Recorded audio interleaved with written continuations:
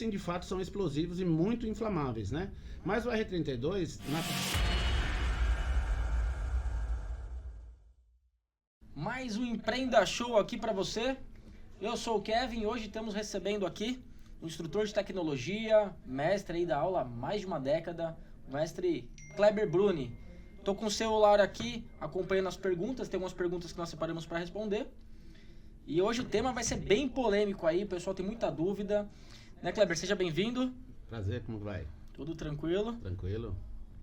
E hoje o pessoal tem falado muito sobre a transição do fluido refrigerante, né? O pessoal chama de gás, né, Kleber? Ultimamente tem utilizado muito o R410A.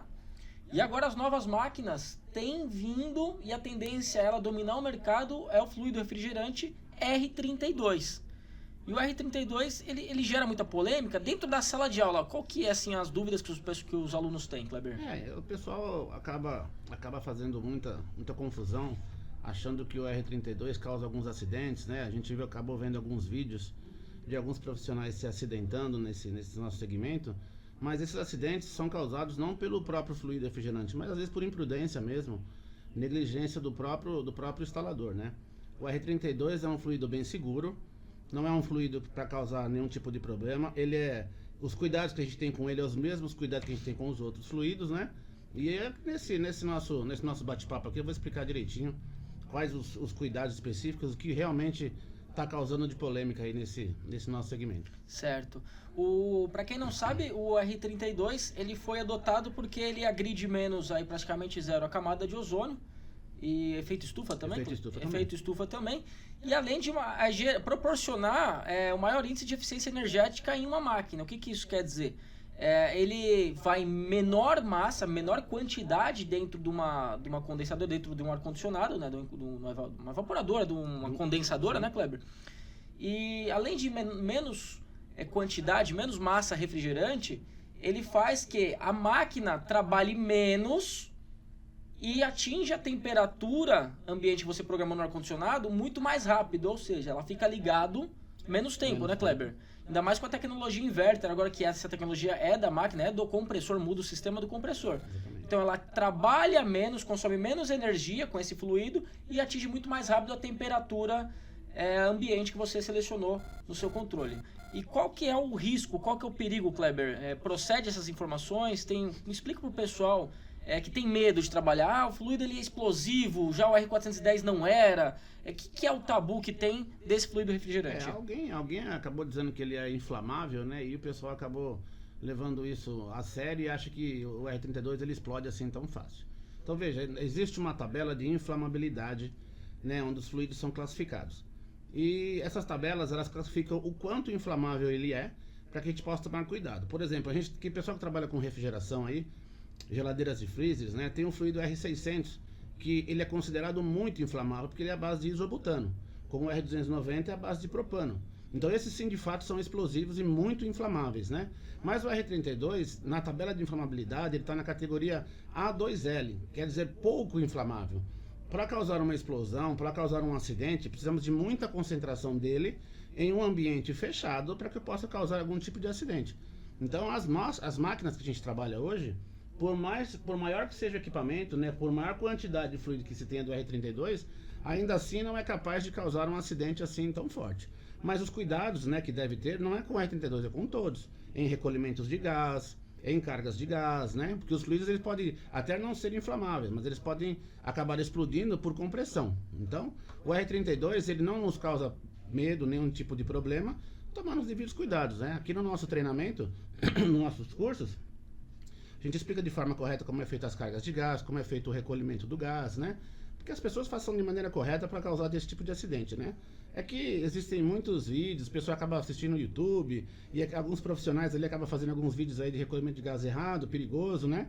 E num acidente desse, aí o pessoal tá culpando o R32 e na verdade não é. Uma pergunta aqui que tá para responder. O R410, ele tem risco de explosão caso tenha uma manipulação errada dele numa manutenção? Qual seria? Todos eles... Pergunta do Edson, tá? Todos eles são passíveis de explodir, desde que não seja manipulado de forma correta. Então, assim, o 410, ele na tabela de inflamabilidade, ele não é inflamável. Porém, como eu disse, se acumular demais e pressioná-lo demais, comprimi-lo demais, é possível explodir. Então, num recolhimento de gás, por exemplo, numa linha extensa, a máquina tá lá, vem carregada com, por exemplo, 600 gramas de fluido, né? E o cara vai fazer uma instalação lá, ele vai montar com 15 metros de tubulação e precisa adicionar mais fluido, né? No momento do recolhimento do gás, a máquina não é capaz de recolher essa extensão de linha. Ela só recolhe o que cabe dentro, que era o original que veio. Então, se o cara não perceber isso, né, ele tentar recolher tudo, o compressor vai tentar comprimi-lo dentro do sistema e aí pode haver uma explosão. Então, assim, a máquina, ela vem para, por exemplo, 7 metros de tubulação, e aí tá numa instalação que ele tá com 20 metros, e aí o instalador que instalou, ele compensou colocando mais gás, né, mais fluido refrigerante. E a máquina não suporta. E o óleo sob pressão, ele explode não por ser inflamável, mas porque todo óleo sob pressão ele explode, igual o óleo diesel no motor. É por isso que em ar-condicionados, né, o pessoal chama de as explosões como efeito diesel, que é parecido com o sistema de funcionamento de um carro a diesel, né? Tá. Com pressão muito alta, ele é capaz de estourar sim. Tá. E o R410 então, ele não é inflamável, mas sob pressão ele pode explodir. Não só o R410, todos é possível fazer isso. Se não saber manipular, todos nesse sistema de recolhimento de gás, o excedente não vai caber. Se ele deixar a máquina tentar recolher, todos vão ser possíveis de explodir. Tá. Uma dúvida que o pessoal tem muito. Para fazer a recarga dele, é pesado também? Existe algum cuidado especial? Ou é igual o manifold especial? Pode ser feito com o mesmo manifold ou não? O manifold, normalmente eles são exclusivos de cada fluido. Mas o manifold do R410 é o mesmo do R32, porque o lubrificante que vai nos compressores ele é muito semelhante, então é possível usar o mesmo manifold do 410 para o R32. Mas não é possível usar o manifold do R22 no do 410, né? São manifolds diferentes. Tá. O vácuo dessas máquinas são a mesma forma? Sistema, da mesma forma. Tá. As máquinas têm um limite, assim, a máquina é 60 mil BTUs, esse fluido vai ser usado até nas máquinas de 9 mil BTUs? De 9 a 60, 90 mil BTUs, de acordo com o fabricante. Tá, certo. Sobre custos, né? O pessoal vai instalar essa botija, ela é menor, não sei se seja comparado com uma 410, mas ela é menor. É menor. Essa aqui, ela vem de uma fração menor de uma botija. O custo é maior desse fluido, não é? Como é que funciona isso? O custo ele é mais barato. Os fabricantes desse fluido, eles ainda não estão vendendo as garrafas de tamanho original que a gente já conhece, que são botijas de 11 e 13 quilos, né? Mas essa botija aí, ela não tem um custo elevado por ser 32. Ela está dentro da média de preço do próprio 410, só que numa quantidade menor, né? Tá. Então, ela em grande quantidade, ela se torna inflamável e perigoso. Mas tem uma máquina que tem uma flange, tem um vazamento pequenininho, até não vai dar tempo de se concentrar uma quantia muito grande. Até porque os condensadores estão na área externa dos ambientes. Então, a parte do clima lá fora não vai deixar, eles vão estar confinados em um ambiente fechado. Então, é muito difícil causar uma explosão por conta de excesso de fluido dentro de um ambiente fechado, né? Então, vamos considerar que não é mito, mas é uma informação errada dizer que ele é muito mais perigoso. Foi uma falha técnica que teve, aqueles vídeos que mostraram na internet. Nós não vamos mostrar aqui porque é uma cena pesada. Mas quem procurar na internet explosão de ar-condicionado com R32, tem um técnico manipulando errado. Provavelmente ele foi recolher o gás, o fluido, e tinha mais do que a máquina suporta, e ele explodiu, como poderia acontecer com qualquer fluido refrigerante. Tá? Então é um tabu. É falta de capacitação e de entender o porquê aconteceu isso. Então, nas nossas salas de aula já tem esse fluido, né, Kleber? Nossas máquinas já têm o R32. Fazemos recolhimento em sala de aula para justamente tirar esse mito, porque algumas pessoas já vêm com isso na cabeça. Estou com medo de trabalhar com ar-condicionado, tenho medo de explodir, então a gente faz recolhimento de gás, a gente faz funcionar as máquinas aqui para tirar esse tabu de vez aí. Tá. Aqui, por certificarmos o aluno pelo maior fabricante do mundo, que é a Gree, nós seguimos rigorosamente cada passo a passo para o aluno sair daqui sabendo como que o fabricante estipula que você tem que trabalhar com segurança, não danificar uma máquina, não é só explodir, mas danificar uma máquina, não perder uma garantia.